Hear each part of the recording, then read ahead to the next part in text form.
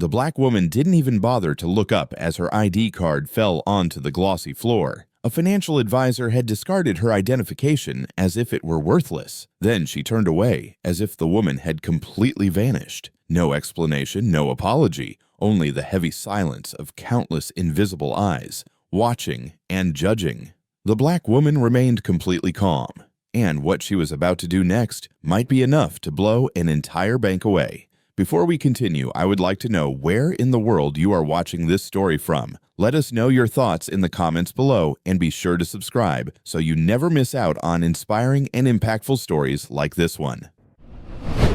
Simone Dubois stepped through the grand entrance of Viridian Capital in downtown Emerald City on a scorching afternoon. Blazing sunlight streamed through the towering glass panels, casting a dazzling glare across the gleaming marble floors. Inside, the air was refreshingly cool and immaculate, with soft jazz music playing as if to placate the affluent clientele. Simone paused at the threshold, meticulously smoothing the lapel of her unassuming charcoal blazer and gently pushing back a strand of hair. Her ensemble, though modest, was impeccably neat, sufficient to convey a sense of professionalism. She drew a deep breath and approached the teller station, where a young woman with blonde curls cascading down her shoulders, dressed in a pristine white blouse, and a name tag reading Sarah, was engrossed in her computer screen. Simone waited patiently, her gaze fixed on Sarah with the quiet expectation of a polite acknowledgement. One moment passed, then two, then an awkward, seemingly endless stretch of time.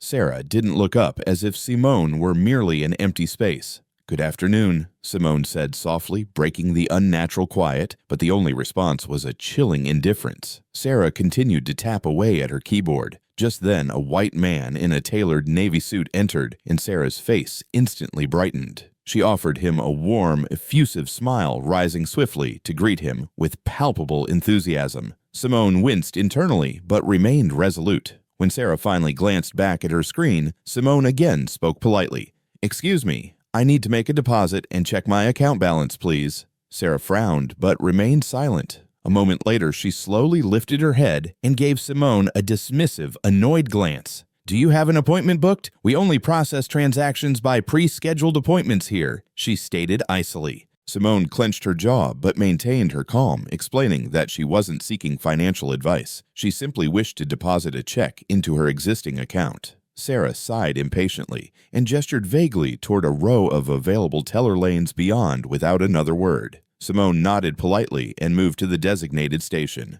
When it was her turn, she carefully placed her identification and a certified check on the counter. Sarah approached, staring at the ID with overt suspicion. She pinched it between her fingertips as though it were something unclean, scrutinized it closely, then abruptly tossed it onto the cold stone floor with a sharp, echoing clatter. All eyes in the vicinity turned toward them. A suffocating hush descended over the bank's lavish interior. No one uttered a sound. No one intervened. The ID lay disregarded and devalued in the presence of witnesses. Simone felt a surge of anger well up in her chest, but she forcefully suppressed it. Slowly, she bent down and retrieved the card with calm dignity, her eyes locked on Sarah's in a silent blend of challenge and understated grace. Sarah's expression remained rigid, no hint of regret, no trace of shame.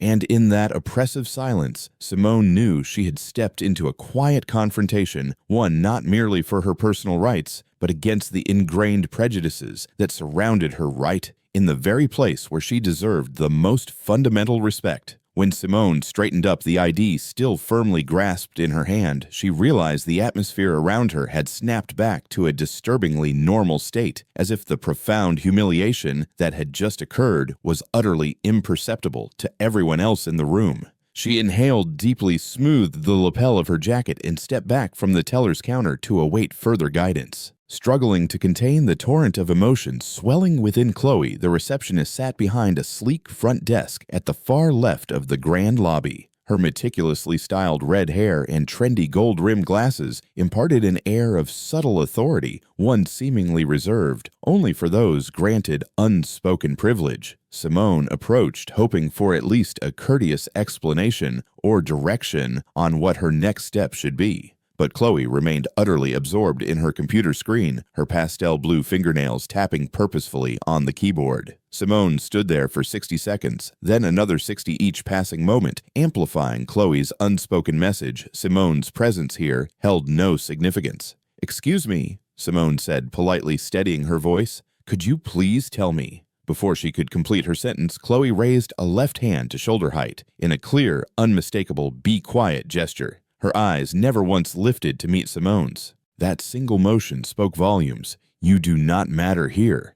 A cold shiver traced its way down Simone's spine. She wondered if this was all some profound misunderstanding, until mere seconds later the main bank door swung open and a well-dressed white couple entered. Immediately, Chloe looked up, her previously icy expression melting into a radiant smile as she greeted them with unusually warm enthusiasm.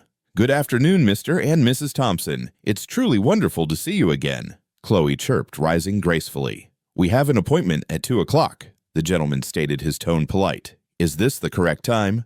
"Perfectly on schedule, sir. We are always delighted to welcome you to our branch," Chloe replied effortlessly, handing them 2 VIP cards. "Please proceed directly to the VIP lounge, and I'll send someone with hot tea right away." Watching this scene unfold, Simone felt her chest tighten. The blatant disparity in treatment was painfully obvious. She glanced down at her simple leather loafers and unassuming office attire. There was no justifiable reason for her to be subjected to such demeaning behavior. Yet in the eyes of Chloe and her colleagues, her appearance clearly wasn't enough. A young woman in a sleek corporate dress approached the desk next. Chloe pivoted instantly, her voice dripping with syrupy cordiality. "Hello, madam. How may I assist you today?" Simone stood there completely invisible. She sensed the other employees occasionally casting quick glances her way, then swiftly looking away to avoid any involvement. It was not accidental, it was silent complicity. Sarah's chilling coldness and Chloe's overt disdain were not isolated incidents, but rather undeniable evidence of an unspoken culture where individuals like Simone were systematically undervalued, regarded with suspicion,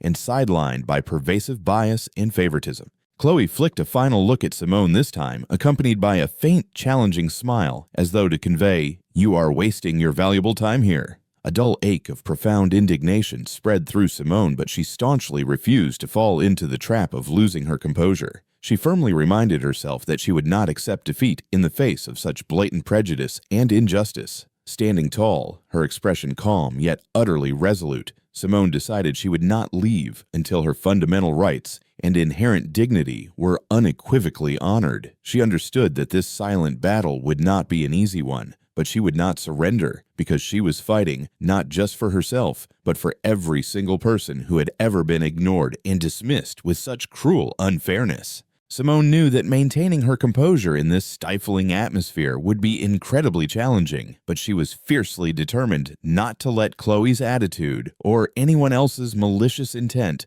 rob her of the dignity she inherently deserved. Steeling herself with a deep breath, she returned to the teller station once more, holding on to the fragile hope that presenting all the required paperwork would finally bring this ordeal to a resolution. The area was noticeably quieter now, and Simone's eyes met Sarah's, the same teller who had publicly humiliated her just minutes earlier. Sarah glanced up from her screen, her expression still cold and suspicious, as if Simone's return were entirely unwelcome. Simone laid the certified check on the counter and spoke in a measured, confident tone. "Here is the certified check for my business partner. I would like to deposit it into my company's corporate account." Sarah did not rush to reply. She leaned forward, scrutinizing the check under the harsh overhead lights, her eyes narrowing in doubt as though she were examining a piece of illicit contraband. Without bothering to conceal her skepticism, she launched into a barrage of questions, completely unrelated to the deposit itself. "What is the official name of your company? How many years have you been operating it?" Simone answered each question patiently, but Sarah's tone grew increasingly laced with biting sarcasm. "Where exactly is your headquarters located? Do you possess the original business registration documents? And incidentally, why did you choose our particular bank?" Her inquiries followed no normal banking procedure whatsoever. They existed solely to frustrate and prolong the ordeal. Sarah's gaze roamed from Simone's plain shoes and unbranded blazer to her meticulously styled hair and the small purse held in her hand. Every gesture dripped with overt contempt. At last, Sarah reluctantly picked up the check between thumb and forefinger as though it were utterly filthy, peered at it again under the light, and cracked a half smile of open mockery. "Are you absolutely certain this is a genuine check?" she sneered. "It honestly doesn't look trustworthy at all. I've seen countless individuals attempt to pass off phony checks just like this one." Simone clenched her teeth, barely restraining the anger rising rapidly in her chest. She replied calmly, "This is a certified check from a highly reputable financial institution. You can easily verify its authenticity within your system." Instead of responding directly, Sarah leaned toward her colleague Brenda, who had been observing the entire exchange with an air of amused detachment, and murmured loud enough for Simone to clearly hear, "What's your take on this check? It looks precisely like the kind of fake paperwork they try to bring in here." Brenda shot Simone a quick glance, her lips curling in agreement. "Yeah, you truly never know these days. Better be extra cautious not to get duped." Their stifled giggles, though hushed, were loud enough to carry through the quiet bank. Nearby, other customers cast curious glances at Simone. A few whispered among themselves before quickly turning away, but Simone knew she had already been unequivocally marked with suspicion. She felt as though she were standing center stage in a hostile arena, every single eye dissecting her every movement. Still, she adamantly refused to back down. She knew with absolute certainty she had done nothing wrong. Meeting Sarah's gaze head-on, Simone's voice remained calm, but utterly unwavering. "I insist you verify this information thoroughly and without delay. This is a perfectly legitimate transaction, and I absolutely will not tolerate this insult any further." Sarah blinked momentarily, thrown off balance by Simone's unexpected firmness, then quickly resumed her customary icy mask. With a grudging nod, she returned to her computer and began the verification process, moving at a deliberately slow pace and with obvious reluctance. In that tense silence, Simone realized this wasn't merely a personal spat confined between her Sarah or Brenda. It was the undeniable manifestation of an entrenched, unspoken culture of profound bias, meticulously protected by the silent complicity of everyone around her. She was up against a closed system steeped in deep-seated prejudice, and she would have to fight tenaciously to secure the fair treatment and fundamental respect she unequivocally deserved. Standing her ground, her eyes fixed resolutely on Sarah, Simone braced herself for whatever might come next. Knowing full well this was only the commencement of a bitter struggle, she was utterly determined to prevail. As Sarah continued to move slowly and with visible reluctance through the verification process on her computer, Simone caught sight of a middle-aged man in a dark gray suit stepping out of the back office. His brow was furrowed in irritation, as if he had been unpleasantly disturbed during a break. His name tag read, "Robert Davis, Branch Manager." Simone silently hoped he might swiftly resolve this troublesome situation. Mr. Davis strode over his gaze, flicking over Simone with a cool, detached indifference, before landing on Sarah with a clear look of inquiry. "What exactly is happening here, Sarah? Is there some kind of issue?" Instantly, Sarah's tone softened into unexpected politeness, a stark contrast to the harshness she had just displayed toward Simone. "Mr. Davis, this customer wishes to deposit a rather substantial check, but I've noted a few red flags, and the accompanying documentation isn't entirely clear. I thought I should get your expert opinion." "Mr.?" Davis sighed impatiently, took the check from Sarah's outstretched hand, glanced at it for a few seconds, then pronounced his verdict in a curt, decisive voice. "I apologize, but with the information we've been provided, we simply cannot process this transaction. There isn't sufficient evidence to verify its legitimacy." Each word felt like a sharp blade against Simone's self-respect. She immediately responded, her tone firm and precise. "Sir, I have provided every single document required by your established procedures. I genuinely do not comprehend why the bank cannot verify such a clearly certified check." Mr. Davis arched an eyebrow, clearly displeased by her pushback. He looked her up and down, his eyes revealing open contempt. "The fundamental problem is we need to ensure all transactions are conducted by truly qualified clients. I'm afraid you haven't adequately demonstrated that. Perhaps you would be better served by another bank, one more suited to your needs."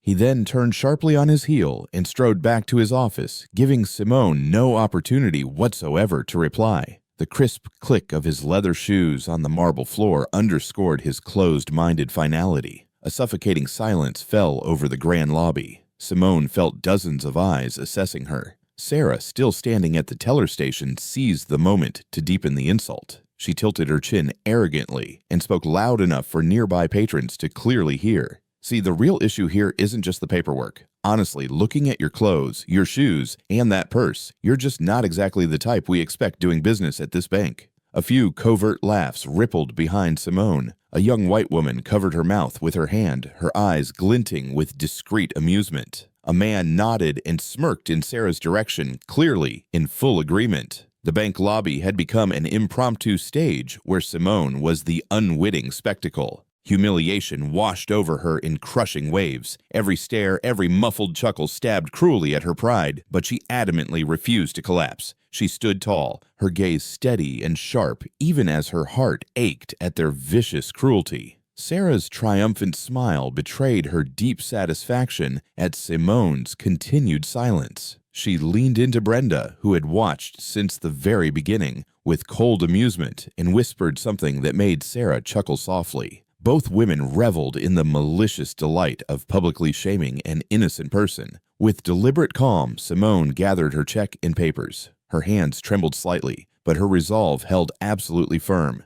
She understood that this was no longer merely a personal affront. It was a battle for the basic dignity and fundamental respect that every human being deserves. Before turning to leave, Simone fixed Sarah with a clear, unhurried gaze and spoke each word with quiet strength. Remember what you have said today. There will come a time when you'll have to face those words again.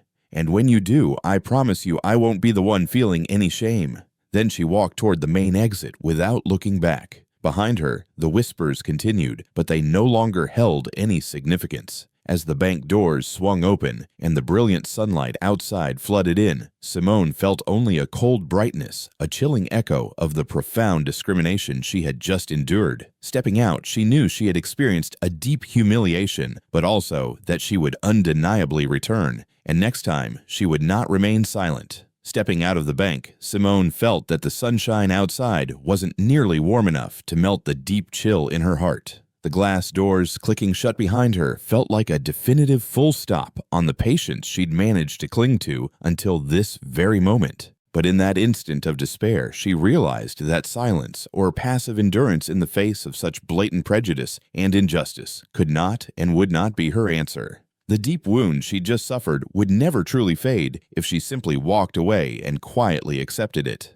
Back at her sophisticated office, Simone closed the door, firmly sank into her familiar ergonomic leather chair, and stared down at the neatly arranged file before her. It contained the $3.5 billion contract her prominent company, Dubois Holdings, had just officially signed with Viridian Capital itself. Her gaze lingered on the signature line at the very bottom, Simone Dubois, Chief Executive Officer. She knew precisely where her true worth lay, and she absolutely refused to let anyone treat her with the profound contempt she had just endured. That night, Simone barely slept a wink. She sat at her expansive desk through the early hours of the morning, meticulously assembling every single piece of documentation, the signed contract comprehensive company folders, even a direct confirmation letter from Viridian Capital's own board of directors. Each crisp page in bold black ink unequivocally reaffirmed one undeniable fact. She was the CEO of a leading global investment firm and a strategic, indispensable partner to the very bank that had just scorned her. Simone understood that her return would be a formidable confrontation, but this time she wouldn't beg for anything. She would demand the respect and the justice she deserved. The very next morning, Simone strode back into Viridian Capital. She'd chosen a sharply tailored black power suit,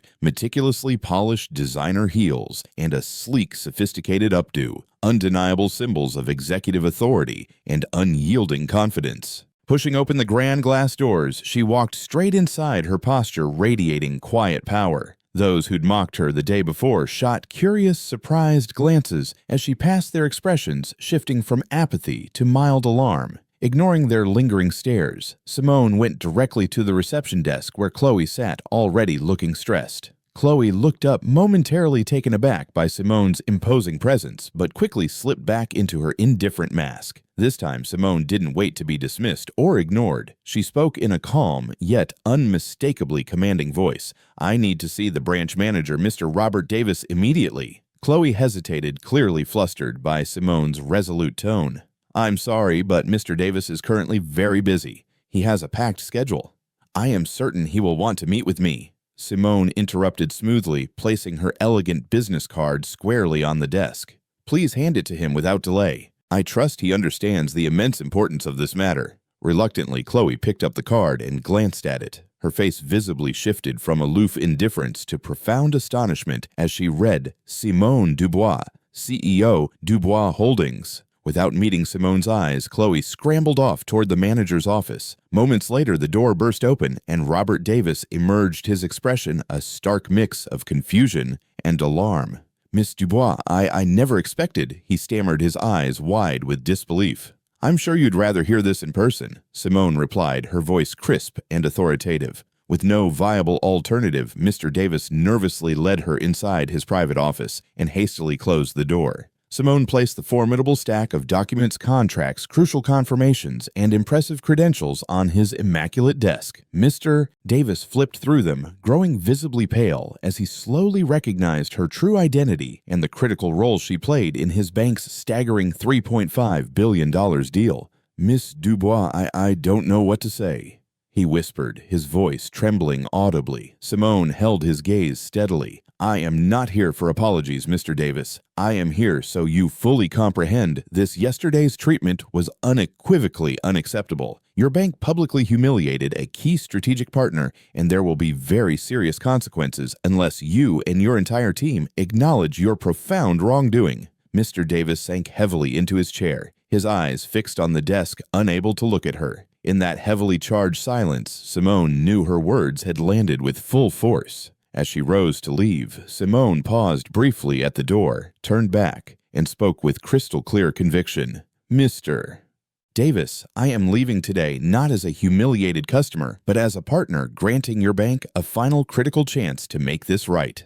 I trust you are wise enough to fully grasp what comes next. With that, the door closed softly behind her, leaving a palpable silence in its wake. Walking away, Simone felt she'd regained far more than just her dignity. She had compelled those who had so casually scorned her to directly confront the ugly prejudice they had erroneously assumed was acceptable. She needed nothing more to know she would absolutely return, and next time she would not remain silent. The branch manager's office door closed behind her as Simone walked away, with her head held high, though a dull fire of lingering disappointment still smoldered deep in her chest. She knew, however, that to truly rectify things, she needed to engage with someone possessing greater authority, someone who fully understood the immense value of the contract and the severe ramifications if their vital partnership were to be damaged. One name immediately sprang to mind: Arthur Hayes, Regional Vice President of Viridian Capital. That very afternoon, Simone secured an urgent appointment with Mr. Hayes's executive office, emphasizing that the matter was critical and directly tied to the bank's $3.5 billion deal. Less than 30 minutes later, the appointment was confirmed.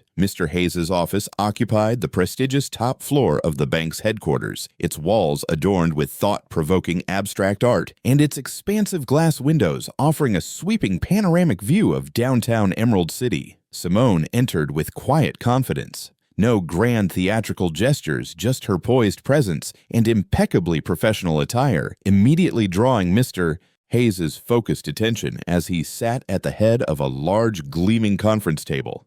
Good afternoon, Miss Dubois. I understand you have an urgent matter to discuss. Mr. Hayes greeted her, his tone polite, but edged with palpable curiosity and a hint of caution. Wasting no time on superfluous pleasantries, Simone opened her elegant leather briefcase, withdrew the substantial dossier, and placed it purposefully before him. Mr. Hayes, I believe you need to thoroughly review this contract once more. It directly involves my company Dubois Holdings, the strategic partner on your bank's $3.5 billion project. Mr. Hayes raised an eyebrow. His expression shifted from reserved formality to intrigued astonishment as he took the file, carefully flipping through each page. His eyes widened significantly, and his hand trembled ever so slightly when he reached the signature line, Simone Dubois, Chief Executive Officer, positioned directly beneath his own signature as the bank's primary representative. For a single breathless heartbeat, the vast room fell into a suffocating silence. Mr. Hayes looked up at Simone, his face completely drained of color as the immense gravity of his staff's glaring misconduct registered fully. Miss Dubois, I can't believe this. Is this truly real? He finally whispered, his voice wavering with disbelief. Simone met his gaze steadily. Mr. Hayes, I never imagined I'd have to stand here and reaffirm what your bank should have recognized from the very outset. Viridian Capital treated me as though I didn't belong, despite the undeniable fact that I signed an agreement worth billions in potential profit for you. Mr. Hayes sank back in his chair, eyes tracing the contract's intricate lines, as though desperately seeking some elusive excuse in the fine print, yet finding absolutely none. He knew better than anyone the cascading fallout such a colossal error could trigger for the bank. Not only substantial financial loss, but the long-lasting indelible stain on Viridian Capital's meticulously crafted reputation. I honestly don't know how to excuse my team's behavior, Mr. Hayes admitted, raw tension cutting through his words. Please understand, Miss Dubois, I had no idea this was actually happening. Simone's lips curved in a slight knowing shake of her head, her eyes sharp, yet not entirely without empathy for the man before her, held firm. Mr. Hayes, the issue isn't simply ignorance. It is the deep-seated culture and ingrained mindset within your bank where pervasive bias and blatant discrimination are silently tolerated, if not actively encouraged. Mr. Hayes had no immediate response. The profound hush in the glass-walled room magnified the relentless ticking of the clock, each tick serving as a stark reminder of his utter helplessness in the face of Simone's pinpoint indictment. Finally, she rose and straightened her blazer with deliberate calm. I am not here to threaten your esteemed bank, Mr. Hayes. I am here to offer you a crucial opportunity to correct this profound injustice before it becomes irrevocably beyond repair. But know this, unless there is a fundamental sweeping shift in attitude and culture, here Viridian Capital will lose far more than just this one crucial contract. For the very first time since she'd entered the office, Mr. Hayes looked up at her with genuine, unfeigned respect. Miss Dubois, I will personally see to it that this is resolved immediately and thoroughly. You have my absolute word. Simone nodded, once turned sharply on her heel and exited her departure, leaving Mr. Hayes to confront the full, daunting weight of her powerful words. When the door clicked shut behind her, she knew she had forced him to directly confront the painful truth he and his entire institution had long deliberately ignored. As she strode down the long corridor, Simone felt her own inherent strength and profound worth more clearly than ever before. She understood that the battle was far from over, but she would no longer stay silent, and that resolute decision was the definitive first step toward real lasting change. The moment Simone closed Arthur Hayes' office door behind her, an palpable undercurrent of tension began to subtly spread through every corner of Viridian Capital. Curious glances and hushed murmurs multiplied by the minute, transforming normally quiet hallways into zones buzzing with palpable unease. No one knew precisely what had transpired behind those closed doors, but the hollow, ashen look on the regional vice president's face as he emerged was all the confirmation they needed. Less than an hour later, senior leadership ordered an immediate comprehensive internal investigation. Every transaction record, every security camera feed, and every internal phone call was meticulously scrutinized. All staff members directly involved in the incident were summoned to explain their actions at once. Sarah, the once confident teller who'd so brazenly insulted Simone, now sat before the bank's stern leadership committee. Her arrogance completely stripped away, she stumbled through feeble, contradictory excuses. But when the damning surveillance footage played on the large screen, clearly showing her contemptuously dropping Simone's ID on the floor, any remaining pretense of innocence evaporated instantly. She was visibly shaken, utterly unable to defend herself against such undeniable evidence. Brenda Sarah's close colleague and co-conspirator initially tried to vehemently deny any wrongdoing, but when crystal-clear recordings of her own hateful comments were replayed, her face went utterly pale, and she fell into a stunned silence. Remarks she had casually dismissed as harmless banter now stood as ironclad proof of deep-seated bias within the bank, something she'd never imagined would be so thoroughly exposed. Yet the most serious and damning case was that of branch manager Robert Davis. He sat tense and utterly exhausted, his hands clasped so tightly his knuckles turned a ghostly white. Testimony and irrefutable video evidence laid bare his blatant apathy and profound failure to intervene when his employees flagrantly discriminated against a valued customer. Leadership confronted him with a single piercing question he simply couldn't answer. As branch manager, how could you possibly allow such blatant discrimination to occur under your direct watch? He bowed his head, low, cold sweat beading on his forehead, fully aware that his entire career could be irrevocably destroyed in an instant by his own negligence and profound complicity. Meanwhile, at the reception desk, Chloe faced an internal storm of overwhelming outrage. As the very first employee to interact with Simone and the one who displayed the most blatant contempt, she found no plausible defense for her cold, dismissive demeanor once the overwhelming surveillance evidence and eyewitness statements came to light. Under immense, relentless pressure, she submitted her resignation within 2 days and quietly departed the bank, utterly unable to endure the profound fallout. Viridian Capital's leadership responded swiftly and without mercy. For the very first time in the bank's distinguished history, a special internal bulletin was issued boldly declaring a zero-tolerance policy for any form of prejudice or discrimination, however minor or subtle it might seem. Every single line of that powerful announcement served as a stern, unequivocal warning to anyone harboring bias or disdain. That evening, Arthur Hayes convened an urgent all-staff meeting. Standing before a silent, somber room, his voice grave and authoritative, he declared that the recent events were utterly unacceptable and that the bank would not tolerate anyone, whether intentionally or unintentionally insulting a customer, especially a key strategic partner like Simone Dubois. "We have made a grievous mistake," Mr. Hayes emphasized, his eyes sweeping across the room, making direct eye contact with many. "From this very moment on, I want each and every one of you to reflect deeply. Have you ever exhibited similar attitudes? If so, change immediately before it's too late." When the meeting finally ended, the atmosphere at Viridian Capital had irrevocably shifted. Employees filed out with bowed heads and heavy thoughts, each one keenly aware that seemingly small, thoughtless actions can carry devastating, far-reaching consequences. As Arthur Hayes walked the now quiet corridors, he recognized that the bank had just endured a painful but profoundly necessary lesson, one that would ensure Viridian Capital would never repeat such a grave error. Immediately after the emergency meeting concluded, the atmosphere at Viridian Capital shifted to an almost suffocating tension, a palpable cloud of apprehension hanging in the air. Arthur Hayes, the regional vice president, realized with chilling clarity that this crisis wasn't merely the fault of a few misguided individuals. It was the clearest, most undeniable sign yet of a toxic corporate culture that had long gone unchecked, festering beneath the surface. In his private office, Arthur sat in stunned silence, meticulously reviewing the freshly completed internal reports. The documented incidents of racial bias, customer contempt,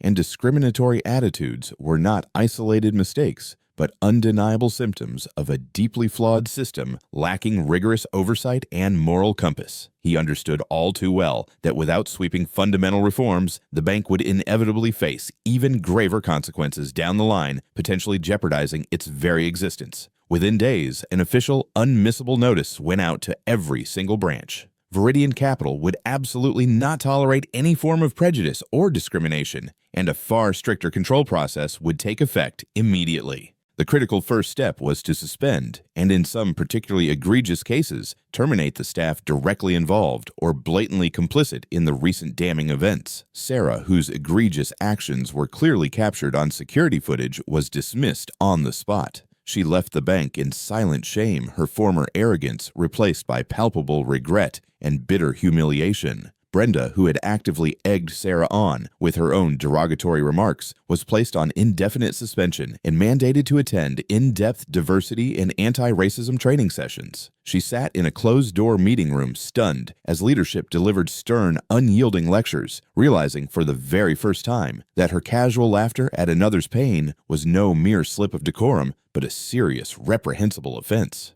Perhaps the most drastic in public action fell on Robert Davis, the branch manager. After a tense, grueling board review, he was demoted and permanently reassigned to a mundane administrative support role. Stripped of the authority he once wielded so proudly, now confined to his new cramped office, he stared at his trembling hands, fully aware that his once promising career had been irrevocably derailed by his own profound silence and unforgivable indifference. Meanwhile, Chloe, the receptionist who had shown Simone the most blatant and overt contempt, swiftly resigned under the overwhelming weight of internal outrage and public scrutiny. Her abrupt departure served as a stark, chilling warning to all staff. No one would be allowed to enable or ignore discrimination, not even in its smallest, most insidious form. With personnel actions swiftly completed, Viridian Capital immediately launched mandatory diversity and anti-discrimination training across the entire vast organization. From intensive seminars and interactive workshops to urgent, honest, roundtable discussions, every single employee, from senior executives to newly hired staff,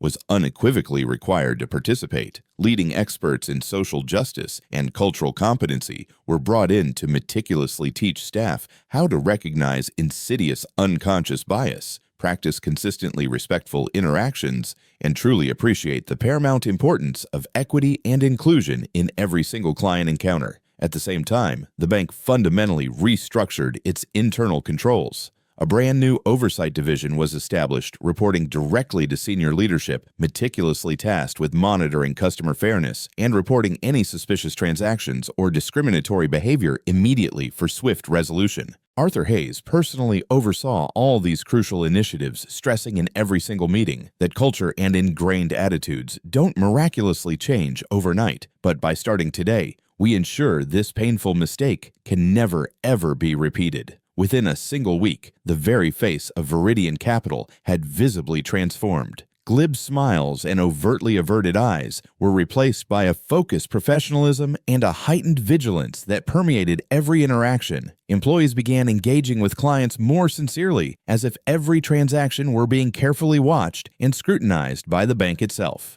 Back in his private office, Arthur reviewed the extensive reorganization files with a measure of profound relief. But he knew this was only the very beginning of a much longer journey. Those forceful initial changes had merely laid the crucial groundwork, but rebuilding deep trust and restoring the bank's tarnished reputation would require sustained, unwavering effort. Above all, the bank desperately needed to cultivate an environment where every single customer, regardless of who they were, how they looked, or how they dressed, felt genuinely and profoundly respected. As he left the office later that day, walking down the brightly lit, now more purposeful corridors, Arthur felt a rare peace interwoven with a renewed sense of hope. Hope that Viridian Capital's most painful lesson would propel it toward a stronger, fairer, and ultimately more just future. The sweeping changes at Viridian Capital didn't just shake the bank's internal ranks, they also triggered unexpected, profound transformations in the lives of those who had been at the very heart of the scandal. Once the bank doors closed behind them, Sarah, Brenda, and Robert found themselves brutally forced to reckon with the devastating consequences of behaviors and deeply ingrained assumptions they had long taken for granted. Sarah's reckoning. Sarah, who once stood at the teller window with icy self-assurance and an air of untouchable authority, now wandered the bustling streets of Emerald City in a daze, her former confidence and arrogance completely shattered. After being summarily fired, she faced a prolonged stretch of disheartening unemployment, and it was during that difficult introspective time that the true devastating impact of her discriminatory actions hit her hardest, like a crushing wave. One bleak morning, she stumbled across a volunteer notice from the Empowerment Access Foundation, a local nonprofit passionately dedicated to helping marginalized communities obtain fair and equitable financial services. On a sudden impulse, she signed up initially just to assuage her gnawing guilt. But the more she worked diligently alongside people who'd experienced the very same contempt she had once so casually shown, the more she truly grasped how deeply her cold indifference and blatant prejudice had wounded them.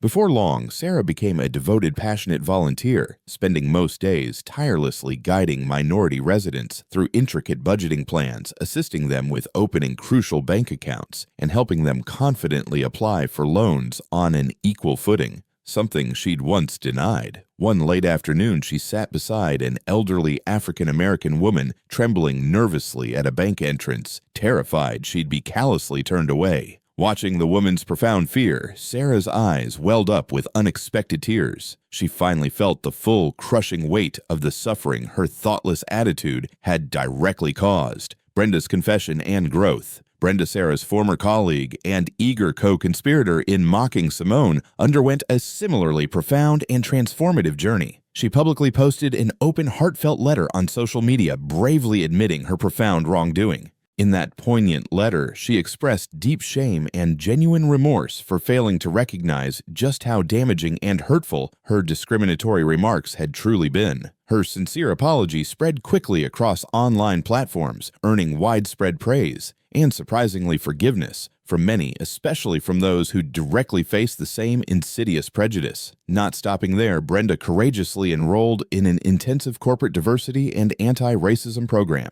At every single session, she took meticulous notes and asked pointed, insightful questions to truly comprehend the nuances of unconscious bias. Late nights spent poring over complex research materials revealed to her how prejudice can subtly lurk in the smallest, seemingly harmless actions and yet wound people profoundly and irrevocably. Brenda emerged from the rigorous training, determined to become a vocal advocate against the very biases she once casually ignored, viewing it as her solemn responsibility to make meaningful amends. Robert's redemption. Robert Davis, the once powerful and prideful branch manager, found himself subjected to a prolonged, grueling internal investigation. The mounting evidence of his negligence and tacit complicity grew too strong and undeniable to refute. After weeks of intense stress and profound reflection, he was stripped of his managerial title and permanently reassigned to a mundane administrative support role, losing the considerable authority he'd once wielded so proudly. Yet in those darkest and most challenging days, Robert finally realized that losing prestige and status hurt significantly less than losing one's own fundamental self-respect and moral compass. He courageously joined the Inclusive Business Network, a small grassroots organization passionately supporting minority-owned small businesses. For the very first time in his long career, he directly faced and confronted the very obstacles he'd once so carelessly overlooked or dismissed.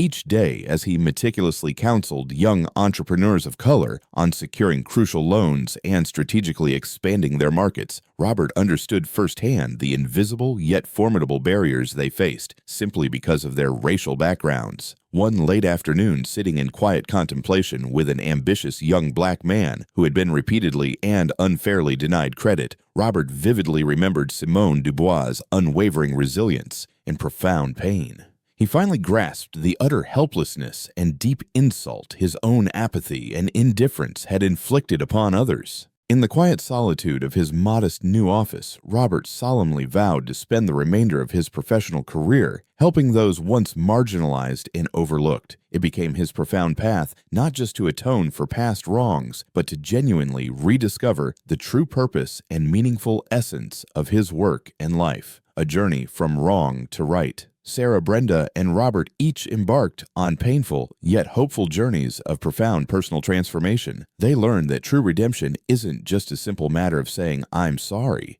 but requires concrete, heartfelt, and sustained action to truly heal the deep wounds they had caused. And from these serious missteps and moral failings, all three unexpectedly found a new, truer calling, one that allowed them to fundamentally change their own lives while simultaneously helping to build a fairer, more humane, and truly just society for all. While those who had once harmed Simone were beginning their arduous journeys of atonement, Simone quietly stepped into a new purposeful chapter, not through retaliation or seeking personal glory from the very public scandal, but by pouring her boundless energy into a far more meaningful and impactful mission. In the days immediately following the incident, Simone graciously fielded dozens of calls from eager reporters and local media outlets, all desperate to exploit the headline-grabbing story of a black woman CEO mistreated in downtown Emerald City. But Simone politely yet firmly declined every single interview request. She knew with unwavering certainty that merely retelling her own personal suffering wouldn't effectively uproot the deeply entrenched biases at play unless she chose to channel that experience into concrete transformative action. Instead of speaking to the sensationalist press, She set to work building a profound passion project she named Pathways to Empowerment, an intensive, comprehensive training program in leadership development, meticulous financial management, and crucial capital access, tailored specifically for women and aspiring young entrepreneurs of color in Emerald City and beyond. The program's ambitious aim went far beyond merely imparting basic business skills. Simone wanted participants to cultivate the unwavering confidence and profound resilience needed to shatter the invisible yet formidable barriers they faced every single day in the business world. The early rollout of the program wasn't without its inevitable challenges and initial hurdles, yet Simone adamantly refused to back down or be discouraged. She personally led each vital session, sharing candid, vulnerable stories from her own personal experience of being turned away, callously dismissed, and profoundly doubted, to unequivocally show her students that these pervasive obstacles weren't unique to them, and that how they chose to respond was the single most crucial factor in their success. Word of the transformative program spread quickly through the community. Within a few short weeks, eager young people from across the entire region flocked to her classes, their eyes alight with renewed determination and burgeoning hope. Many had grown deeply discouraged after being unfairly denied loans because of their ethnic-sounding names or the color of their skin. Others had been consistently underestimated and overlooked at work simply because of their gender or appearance. One afternoon after class had ended and all the chairs were neatly stacked, a 23-year-old student named Maya waited patiently. Strong and poised as always, Maya's usually steady gaze now shimmered with profound emotion as she approached Simone. "Miss Dubois," she said, her voice catching slightly with emotion. "Today was the very first time I walked into a bank, feeling truly confident and self-assured, not because I was certain they'd approve my loan, but because I finally truly understood my own inherent worth. I want you to know this program has genuinely changed my life." Simone felt a lump form in her throat. In that powerful moment, she realized her decision to teach and mentor went far beyond simply sharing knowledge. It was about instilling in young people the unshakable conviction that they were fully deserving of every single opportunity they pursued, regardless of external perceptions. Before long, Pathways to Empowerment expanded successfully into other underserved neighborhoods across the city, reaching even more aspiring individuals. Local news outlets began featuring heartwarming stories of young entrepreneurs who for the first time ever successfully secured crucial financing, and of new women leaders of color finding their rightful footing in major established firms. Esteemed community and civic leaders took prominent notice. But rather than leverage the widespread attention for personal acclaim or self-promotion, Simone diligently funneled every single resource back into providing free classes, offering crucial startup grants, and building a robust mentorship network so that program alumni could effectively support one another on their entrepreneurial journeys.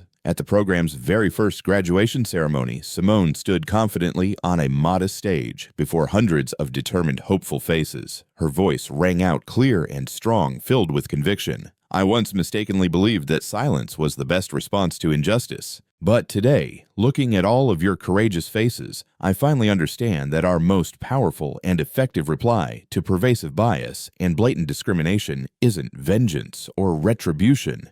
It is each and every one of us achieving success with unwavering courage and profound conviction." Her powerful words echoed resonantly through the entire hall, inspiring all who heard them. As she spoke, Simone spotted a familiar figure standing quietly at the back of the room, Robert Davis. In his hand, he held a small folder from the Inclusive Business Network, and his eyes were fixed on Simone with a profound mixture of gratitude and deep remorse. He gave her a gentle nod, an unspoken thank you for the transformative change she'd sparked, not just within the broader community, but deeply within him personally. The ceremony concluded, but its ripple effect only grew stronger and wider. Simone walked slowly through the bustling hallway, her heart brimming with unbridled joy and an unwavering belief that she was truly on the right path. She had not only healed her own deep wounds, but had become a vital catalyst for healing and empowerment in countless others. That night, as the vibrant city lights of Emerald City dimmed, Simone sat quietly by her window, gazing out at the magnificent skyline. She knew with profound certainty that this story was no longer solely hers. It had become the powerful spark that gave so many young people from marginalized communities a voice and a rightful place in society. And in that humbling realization, she found the greatest victory she could ever wish for. Simone's steadfast, quiet efforts gradually created a far-reaching impact beyond anything she had originally anticipated. Not only did young people from underserved communities take immediate notice, but even the very organizations that had once stood on the opposite side of her story began to recognize and actively champion the powerful positive changes she was bringing about. One crisp morning, while seated in the modest yet bustling office of Pathways to Empowerment, Simone received an official, elegantly sealed envelope from the Emerald City Business Alliance. She was startled to see Viridian Capital's familiar, distinctive logo prominently displayed on the letterhead. After a brief moment of hesitation, she carefully opened the envelope and quickly read its compelling contents. It was an official invitation for Simone to serve as the keynote speaker at the city's prestigious annual conference for entrepreneurs and prominent business leaders. At the very bottom of the letter was Arthur Hayes' distinctive signature, the same Arthur Hayes who had personally witnessed and directly addressed the bank's abhorrent discriminatory incident. What truly surprised Simone wasn't the honor of the invitation itself, but the profound, almost unbelievable shift in perception by the very bank that had once inflicted such harm upon her.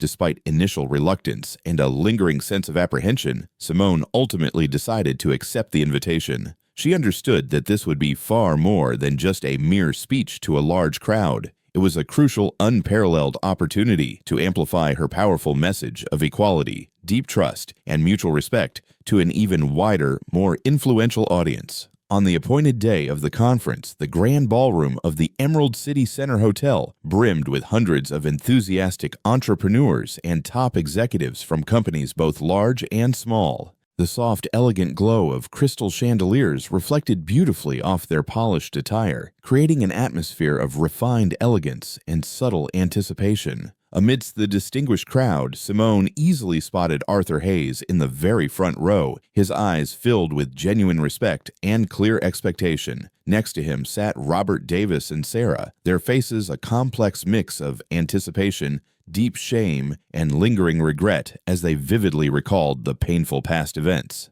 The MC stepped confidently to the podium and announced formally with a flourish, "Ladies and gentlemen, please extend a warm welcome to our distinguished keynote speaker today, Miss Simone Dubois, CEO of Dubois Holdings, and the inspiring founder of the Pathways to Empowerment program." The audience erupted in warm, heartfelt applause as Simone took the stage, her expression calm, composed, and radiating quiet confidence. For a brief moment, her gaze swept gently over those who had once so cruelly belittled her. Yet there was no trace of blame or resentment in her eyes. She knew with absolute clarity that she was not there to revisit painful memories or seek retribution, but rather to guide everyone present toward a better, fundamentally different future. Adjusting the microphone, Simone paused for a few silent seconds, allowing the expansive room to fall into complete expectant silence before speaking in a clear, resonant voice. "Today, I will not speak about myself, nor will I recount the unfortunate events that transpired in the past. Instead, I invite each and every one of us to consider a simple yet profound question, one that holds the immense power to transform the very way we treat one another."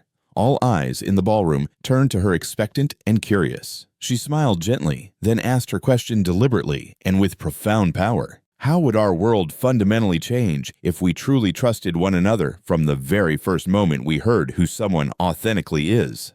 An unusual, almost sacred hush fell across the entire room. A question so deceptively simple, yet so utterly profound it reached deep into the very core of every person seated there, challenging their preconceptions. Arthur Hayes bowed his head slowly, his eyes reflective with deep thought, vividly recalling the grave mistake of not trusting Simone upon their first significant meeting. Robert Davis sat utterly motionless, his hands clenched tightly, painfully aware of the immense cost of the doubt and outright disdain he had once so carelessly directed at her. At the back of the spacious room, Sarah quietly wiped away unexpected tears, realizing with crushing clarity that had she only trusted Simone from the beginning, she might never have lost her job and her self-respect so bitterly and irrevocably. Others in the audience felt a sharp pang of conscience, questioning whether they too had ever acted in the exact same discriminatory way. Simone said nothing further. She simply stood there, allowing the sheer weight of her question to sink deeply into every soul present, resonating with a quiet power. After a full minute of profound silence, the first gentle applause broke the stillness, and then it spread like wildfire, filling the ballroom with unequivocal support for her transformative message. As she stepped down from the stage, Arthur Hayes rose immediately and approached her, his eyes more sincere and earnest than Simone had ever seen them. "Thank you, Simone. What you said today not only helped me understand you better, but it also profoundly helped me understand myself and the institution, the bank I represent." Simone nodded warmly, her gaze kind, yet absolutely resolute. "We all can change, Mr. Hayes. The real question is, do we truly have the courage to begin by trusting each other's inherent worth and character from the outset?" Arthur remained silent, nodding deeply, fully aware that this profound encounter was undeniably the greatest and most pivotal lesson of his entire managerial career. Simone walked down the long corridor, feeling more at peace and truly fulfilled than ever before. That momentous day, Emerald City's business community witnessed not just the brilliant resilience of a powerful female CEO, but to an even greater extent they began to critically examine their own consciences and fundamentally shift how they perceived and treated others. And Simone, once a wounded victim of prejudice, had ascended to the highest level of recognition, not through retribution or vengeance, but through a single powerful question, capable of fundamentally changing the very world she lived in. When she stepped out of the hall, Simone knew her story no longer belonged to her alone. It had become a universal tale of resilience and transformation. Though she'd never agreed to press interviews or grand media appearances, what she'd quietly set in motion resonated far more powerfully and widely than any sensational article ever could. In the days following the impactful conference, Simone's Small Pathways to Empowerment office was flooded with an outpouring of heartfelt letters and emotional emails. They came not only from young entrepreneurs and proud members of minority communities, but also surprisingly from those who had once been on the other side of her painful story, people whose actions and ingrained attitudes had grievously wronged her. One early morning, Simone opened her inbox and paused over an email bearing the simple yet profound subject line, "A heartfelt apology from Robert Davis."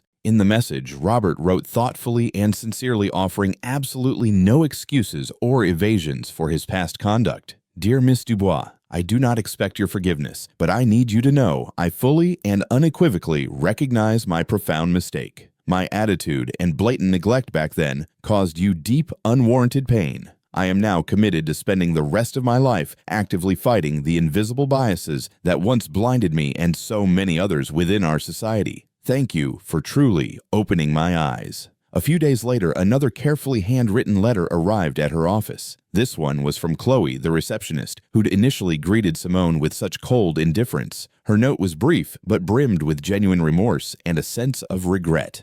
"Hello, Miss Dubois. I have thought endlessly and deeply about how I treated you on that day. There is absolutely no justification for my indifference or my unacceptable behavior. I want you to know I've begun a new chapter in my life where I remind myself every single day to treat everyone I encounter with kindness, empathy, and genuine respect. I will never forget the powerful lesson you inadvertently taught me about compassion and trust." Reading these humbling words, Simone allowed herself a quiet, deeply relieved smile. She had never sought revenge or even an explicit apology from those who had hurt her, but seeing genuine tangible change in those who had once been so wrong filled her with a profound warmth and consolation like nothing else. Around the same time, she learned that Viridian Capital, under Arthur Hayes' direct and unwavering leadership, had enacted sweeping systemic internal reforms. The bank made diversity awareness and anti-racism training mandatory for every single employee, from the very top to the bottom.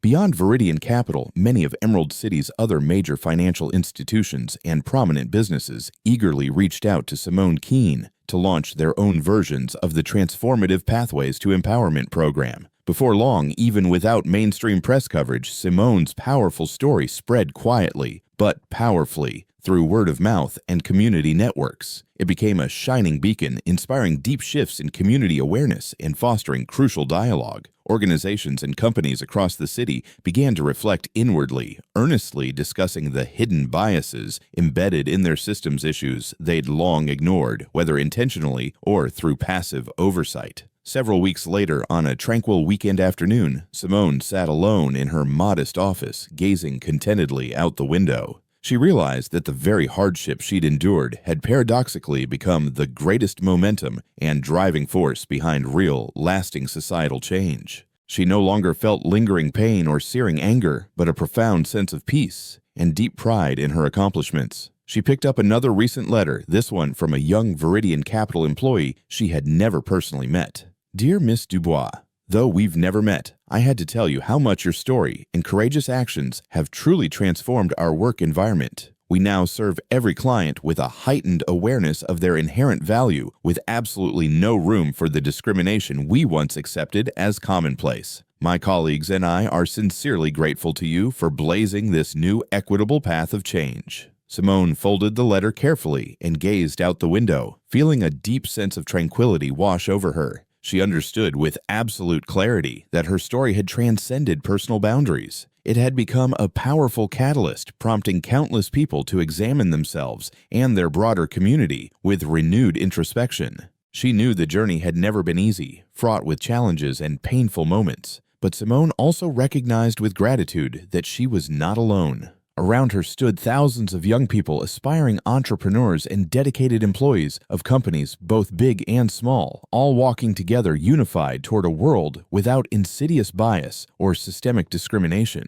For Simone, that was the most meaningful and profound outcome of all. And in the quiet solitude of that afternoon, she realized the question she once posed at the conference had become more than just a message. It was the strongest, most enduring conviction of hers and those now walking alongside her. How would our world fundamentally change if we truly trusted who someone is from the very first moment they introduce themselves?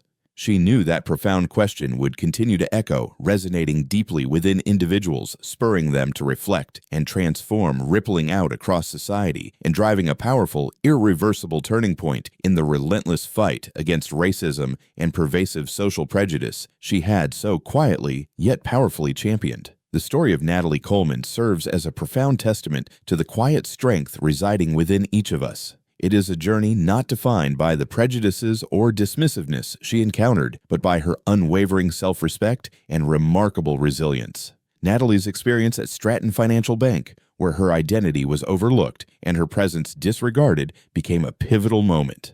Not to foster bitterness, but to inspire a commitment to building a world rooted in trust and respect. Natalie chose to transform deep-seated slights into a powerful catalyst for change, not just for herself, but for countless others who had been ignored and marginalized. Her most impactful message emerged from a simple, yet profound question. How would our world change if we trusted one another from the very first moment we heard who someone truly is? This question gently invites us to look inward, to reconsider how we perceive and treat others, thereby nurturing understanding and respect. It reminds us that true strength lies not in control or dominance, but in the serene power of integrity, courage, and belief in one's own worth, a gentle strength that ripples outward to transform the world around us. What aspect of Natalie's journey resonated most deeply with your heart? How do you envision trust and understanding gently shifting the landscape of our world? If this story brought a sense of peace and inspiration to your soul, we warmly invite you to gently spread its message. A simple like-e, a thoughtful share with someone dear, or subscribing to our channel helps us weave these positive values into the fabric of more lives. Thank you for walking this path of introspection and hope with us. Join us to share meaningful stories by hitting the like and subscribe buttons. Don't forget to turn on the notification bell to start your day with profound lessons and heartfelt empathy.